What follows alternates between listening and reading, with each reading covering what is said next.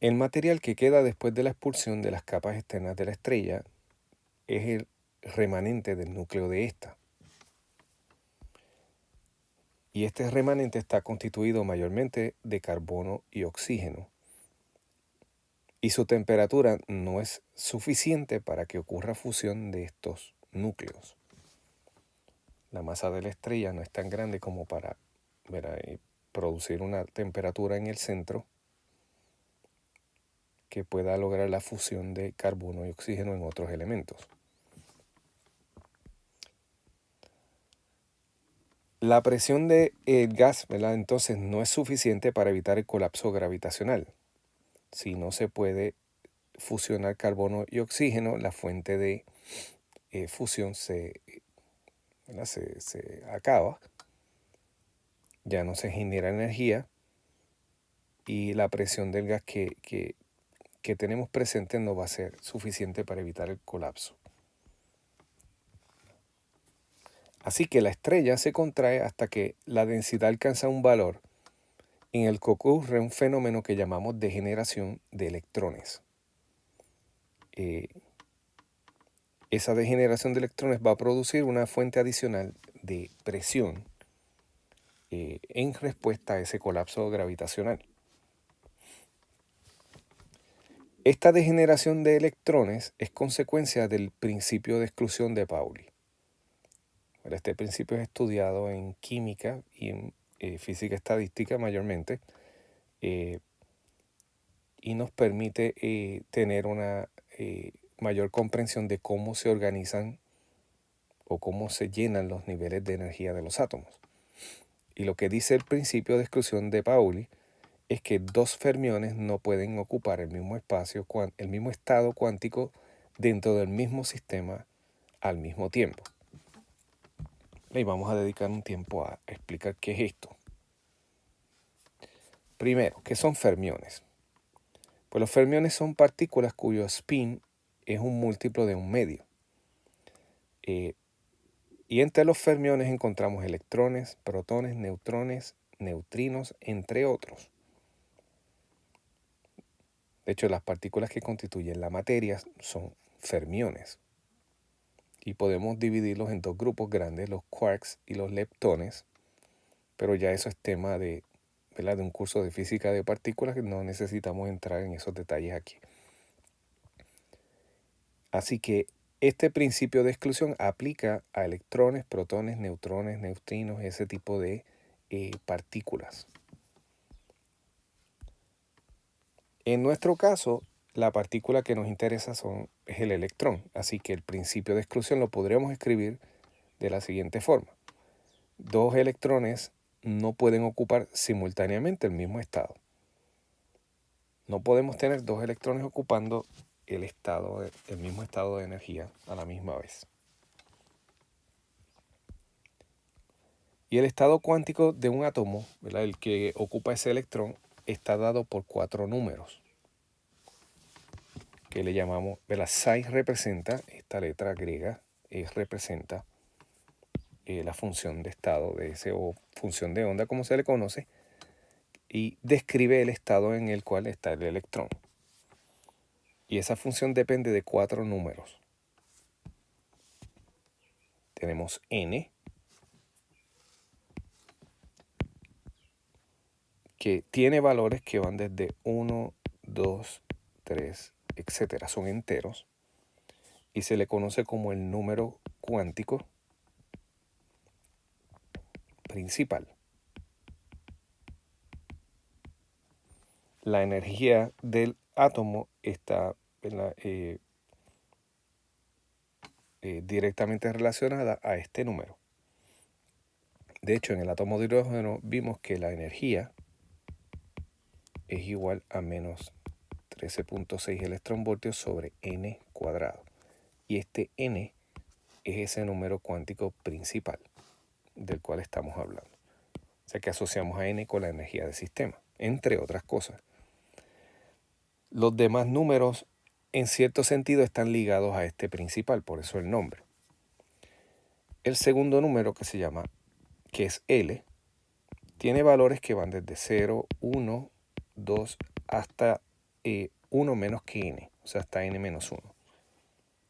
Y se le llama el número cuántico azimutal.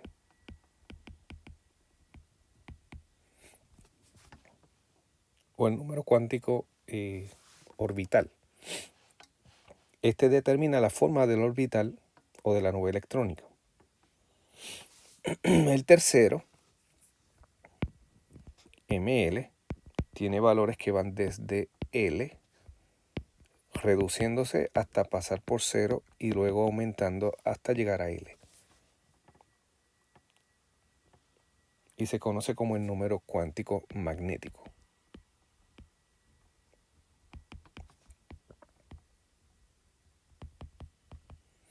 Y finalmente MS, que tiene dos valores posibles, positivo 1 medio o negativo 1 medio, es el número cuántico de spin.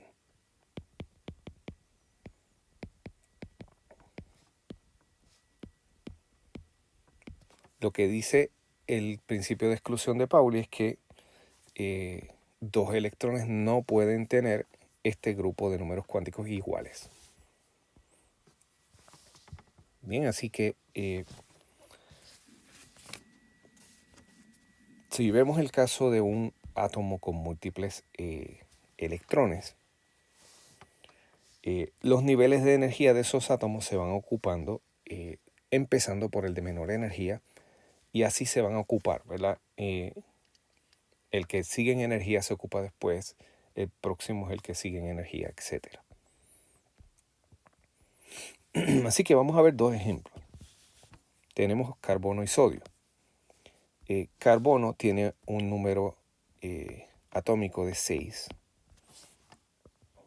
Por lo tanto, si vamos a acomodar los electrones en sus posibles niveles de energía, de su curso de química recordará que se llaman como 1s, 2s, 2p, 3s, 3p, 3d, etc. Así que yo voy a dibujar aquí para carbono el nivel 1s, el 2s y el 2p que tiene 3 grupos. Usted recordará que en el primer nivel se puede acomodar 2 electrones, en el 2s 2 electrones, en el 2p se pueden acomodar 6. Así que se van llenando en orden de energía, ¿verdad? En orden de energía más baja y hacia arriba. Así que si tenemos 6 electrones, podemos acomodar un electrón con el llamado spin-up hacia arriba, que es equivalente a tener el número cuántico de spin positivo 1 medio. Y en ese nivel cabe otro electrón, pero con el spin down, como se le conoce, spin abajo, que sería con el número cuántico de spin negativo 1 medio. Esos electrones están en ese estado 1s y ya se llenó ese nivel. Yo no puedo colocar otro electrón ahí porque ya los estados posibles están llenos. Así que tendría que ir al siguiente nivel, al 2s. Puedo poner un spin up, puedo poner un spin down y ya tengo la cantidad de electrones que puedo poner en ese nivel. Note que tenemos 4, así que me falta acomodar 2 más. Pues ahora el principio de exclusión de Pauli me obliga a ir al 2p y me quedan 2. Así que ponemos spin up, pero en este caso los niveles, este tipo de nivel se van a llenar con spin up primero y luego los spin downs, porque la energía de un spin up en el segundo de este grupo sería menor que la energía de un spin down en este primer grupo. Así que llenamos los espines hacia arriba primero y después se añaden los espines hacia abajo.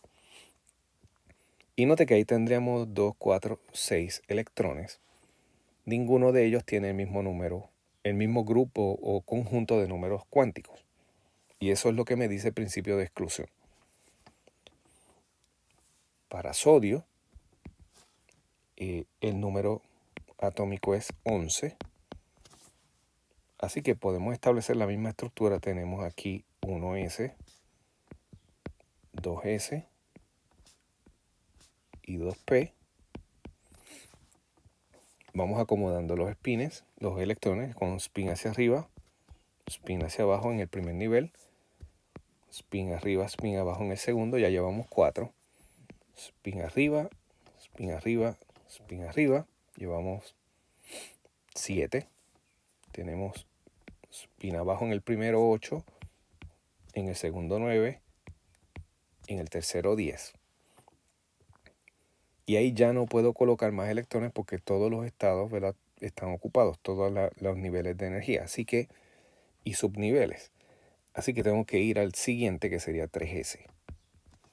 Y aquí colocamos el que nos falta con spin arriba. Bien, así que eso es el efecto del principio de exclusión de Pauli en cuestión de los niveles de energía. Pero note que todos los niveles de energía que son de baja energía están llenos. Así que los electrones no pueden ocupar o tener transiciones a niveles que estén ocupados. O sea, yo no puedo traer un electrón y ponerlo en un 2s en sodio porque ya ese nivel ya está ocupado, ¿verdad? Tendría que ponerlo allá en el 3s, que es donde hay espacio. Ahora vamos a lo que es el gas degenerado. Llamamos a un gas de electrones en el cual todos los electrones ocupan los estados de baja energía permitidos por el principio de exclusión como gas degenerado. Bien, así que todos los niveles de baja energía están ocupados. Y en un gas degenerado, la mayoría de los electrones tienen energías mayores a las que tendrían si contribuyeran a un gas ordinario. Así, a juzgar por la temperatura deberían tener cierta energía, pero al estar acomodados de la forma en que están, la energía que tienen muchos de los electrones va por encima del promedio que se espera.